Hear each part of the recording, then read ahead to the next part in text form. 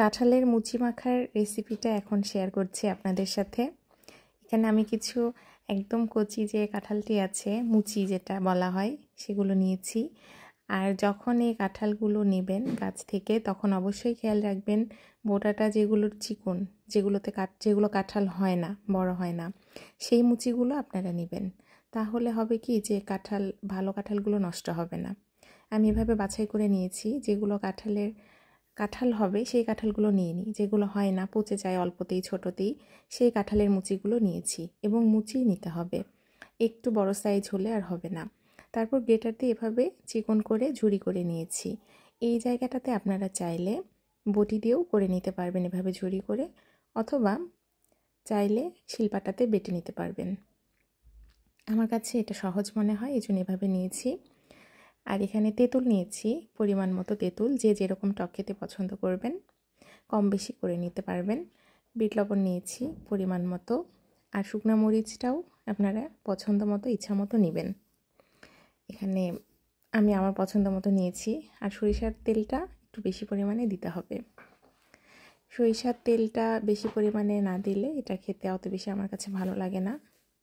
যে কোনো মাখাতেই আমি সরিষার তেলটা একটু বেশি পরিমাণে দিই।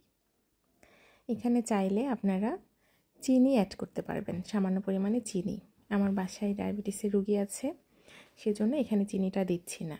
আমার মেয়েটা যখন আলাদা করে খেয়েছে, তখন ও চিনি অ্যাড করে নিয়ে খেয়েছিল।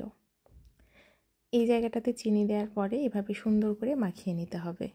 মাখিয়ে তারপর কাঁঠালের মুচিটা সুন্দর করে কচলিয়ে মাখতে হবে। এখানে সামান্য পরিমাণে পানি দিয়েছি, 2 টেবিল চামচের মতো পানি দিয়েছি। আর ধনিয়া পাতাও অ্যাড করা যাবে। এখানে এভাবে ভালোভাবে কচলিয়ে মাখিয়ে নিচ্ছি। এই মাখাটা আমি শিখেছিলাম অনেক আগে, অনেক ছোট ছিলাম, ক্লাস 3-তে অথবা 4-এ তখন পড়তাম।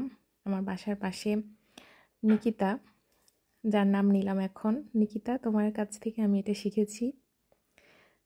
ওর সাথে আমি আগে সব সময় কাটাতাম ফেসবুকের সুবাদে। এখনও আমার ওর সাথে পরিচয় আছে, ওর সাথে আমার কথা হয়। তোমাকে অসংখ্য ধন্যবাদ, তোমার কাছ থেকে এটা আমার শেখা। সেই ছোটোবেলায় শিখেছি, এখন আমি এটা মাখিয়ে খাই। গতকাল এটা মাখিয়ে খেয়েছি, তারপর ভাবলাম এটা একটু ভিডিও করে আপুদের সাথে শেয়ার করি, যার জন্য এটা ভিডিও করেছি।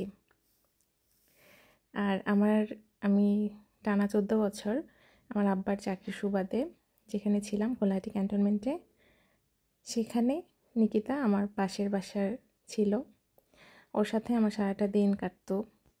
আশা করছি এই রেসিপিটা তৈরি করে আপনারা বাসায় ট্রাই করবেন। আর এটা কিন্তু অনেক বেশি মজার, আমার কাছে তো অনেক বেশি মজার লাগে, আপনাদেরও লাগবে ইনশাল্লাহ।